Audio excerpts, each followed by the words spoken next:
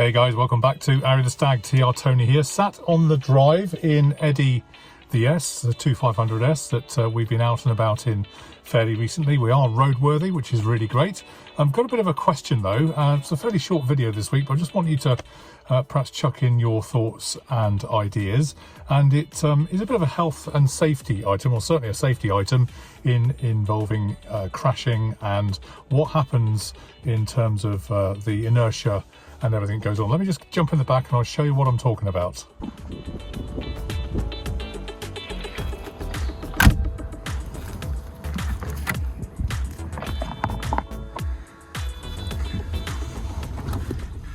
Okay, so we are in, and the safety item I'm talking about isn't the light that's just fallen off the ceiling. It's on the floor somewhere. Where'd it go? Down there. I need to fix that. It's just dropped off, sadly.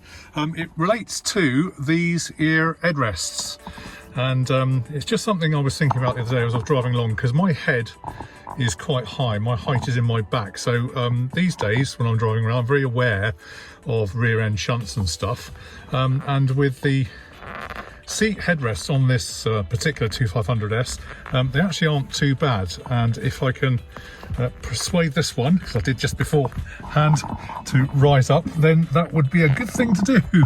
Except it's not going to do it now, is it? Bloody stop floor. So, like modern cars, you'd expect these things to come up fairly easily. I actually have had to take the camera off to one side to lift it up with both hands, and with much struggling, I can actually raise it.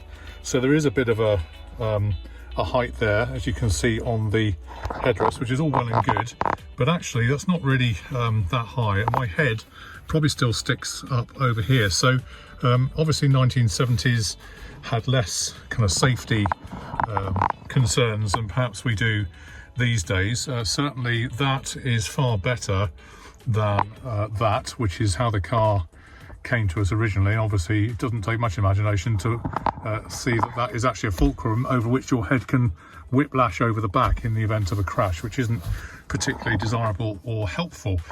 My question is, and I had this on the Stag actually, I couldn't actually lift this up, this headrest on the Stag. The Stag was absolutely jammed, and it wasn't until I took the seats apart that I find there's a little curly whirly bit of metal in a hole that goes across this vertical bar that actually resists it being pulled up and down. Whether in the Stag the bit of metal had got stuck or whatever, but it was impossible to lift the headrest up until I took the seats apart. This one in the 2500S, and I guess a lot of Triumphs are made the same, similar kind of manufacturing processes. You've seen it does come up and it does kind of go down with a thump. I'm gonna have to lift it again separately in a second, just so you can see. But my question is there any way that we can put longer stalks, longer beams on this thing, such that we get a far safer protector for our head restraints in the event of a rear end collision? I know it's maybe a little thing, but of course, you know, back in the 1970s and 80s, people used to have whiplash all the time, whereas these days perhaps it's less heard of because of the improved safety that is in modern cars. And if I could just balance the camera again, bear with me, I will try and raise it again with both hands. It isn't easy, but it does come up with a bit of a stretch of the imagination. There you go. Oh, crikey. There we go. So that's the maximum it comes, about 4 fingers by my hand, which I guess is what, 3 inches, 3.5 inches. So if anyone's got any right ideas on that, I'd be really interested, and to share perhaps adaptations or modifications that are sympathetic to the car, that people understand, and will provide extra safety as well. So there you go, guys. Nothing particularly fantastic this week, but I think actually it is quite a valuable one that I know a lot of other classic car owners will have questions about. I have seen 1 or 2 other adaptations on other cars when I've been around at shows, but just an interesting one to see if we can get this perfected and use best practice. I know you guys are really great at innovation. We've seen lots of good innovation out there over the years. I'm sitting in the back now, as rather executives might have once done in the 1970s. I've got a photo somewhere of a senior executive sitting in the back of the 2500S reading a newspaper. It's all very posh and very nice, being driven by a chauffeur. How wonderful. But sadly that's not the case. I'm just sitting in the back of my car on the drive getting some very strange looks from my neighbours.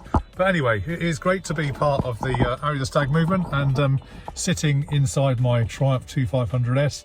It is actually out and moving. We went to a car show last week, so that's been really great. And incidentally, just so everybody knows, a few weeks ago we were out driving this car, if you remember, and we were looking at this button that's actually mounted at the base of the gear selector mechanism. It's that white buttoned button that looks like it pulls out with a chrome bezel beneath it. And thank you for all your wonderful feedback. It's been really good. Turns out it is actually for the heated rear screen, which I've panned round. It is actually a feature which you may just be able to see in the back of the car here. You can just see it there, look. And did actually work last week. I tried it out on the trip down to Somerset Newton, and it did actually clear the screen, so it's still working after all these years. This is a 1976 car and I'm very impressed. So if you did wonder what that button was for, bottom left of your screen right now, then that was what it was for. That's the heated rear screen. So thanks again for all your wonderful feedback and all the comments. It's been really appreciated. Questions, please feel free to comment and ask any questions and any recommendations. Be very interested, and we'll see you online on Arry The Stag from the front seat next time very soon. All the best. Cheers for now. Now, if you enjoyed this video, then watch this video and see more from Arry The Stag. Feel free to join us on a weekend, and please feel free to like, share and subscribe. Hit that subscribe button, and we'll see you online on Arry The Stag very soon. Cheers for now. Bye.